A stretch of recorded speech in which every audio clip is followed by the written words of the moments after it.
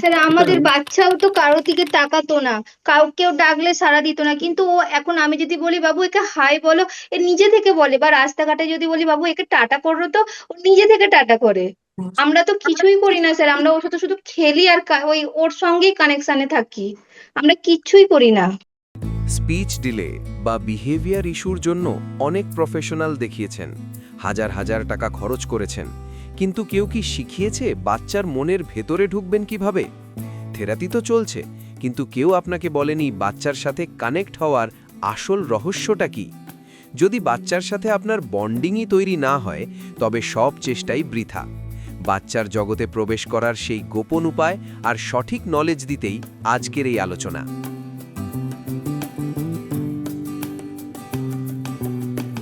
Sir আমরা এগিয়ে গেছি বলতে আমরা আগে মেন মাথা থেকে সরিয়েছি যে আমার ছেলের প্রবলেম কিছুই নেই, যেইটা হচ্ছে আমরা দেখে ওকে ভালো করে সলভ করব।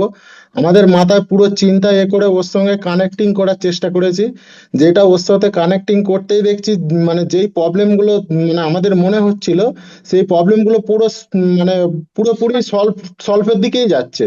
আর এখন আমি ওর মধ্যে কিছু প্রবলেম খুঁজি না যে হ্যাঁ ও এইটা করছে, এটা প্রবলেম প্রবলেম খুঁজি না, ঠিক আছে এটা করছে ওর সঙ্গে আছি, তো আমরা ওর সঙ্গেও আমরা করছি, দেখছি ও প্রবলেমটা অটোমেটিক ঠিক হয়ে যাচ্ছে। আর ও এখন এমনই হয়ে গেছে, ও তো একা তো খেলতেই চায় না। হয় আমাকে নিয়ে যেয়ে খেলবে, ওর না হয় ওর মাকে নিয়ে যেয়ে খেলবে।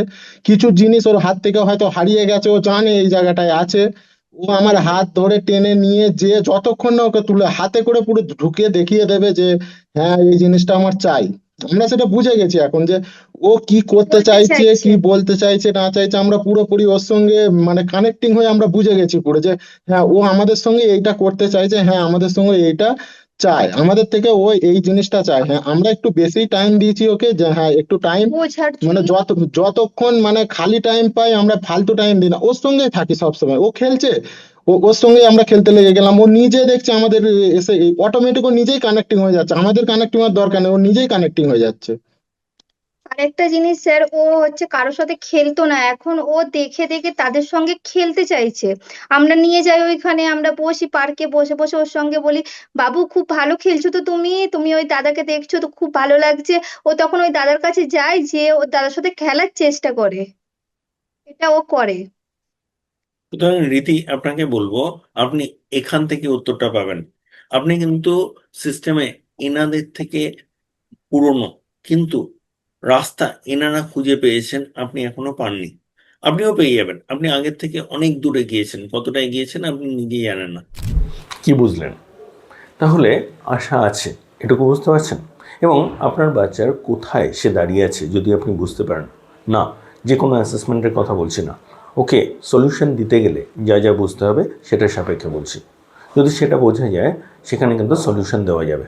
সুতরাং আপনারা যদি একটা ফ্রি ডেভেলপমেন্টাল অডিট চান, আমাদের নাম্বার দেওয়া রইল, হোয়াটসঅ্যাপে যোগাযোগ করুন, জানান যে আপনি একটা ফ্রি ডেভেলপমেন্টাল অডিট চাইছেন, আমরা অবশ্যই আপনাকে সাহায্য করব। এবং যদি আপনি আমাদের সাথে কাজ করতে চান, যদি পুরোটা কীভাবে হচ্ছে বুঝতে চান, আমাদের সেখানেও যোগাযোগ করুন, আমরা অবশ্যই আপনাকে জানাবো। নিচে ডেসক্রিপশনে ডিটেলস দেওয়া রইল, আমাদের স্ক্রিনেও ডিটেলস দেখতে পাচ্ছেন। আমরা আছি আপনার সাথে। নমস্কার।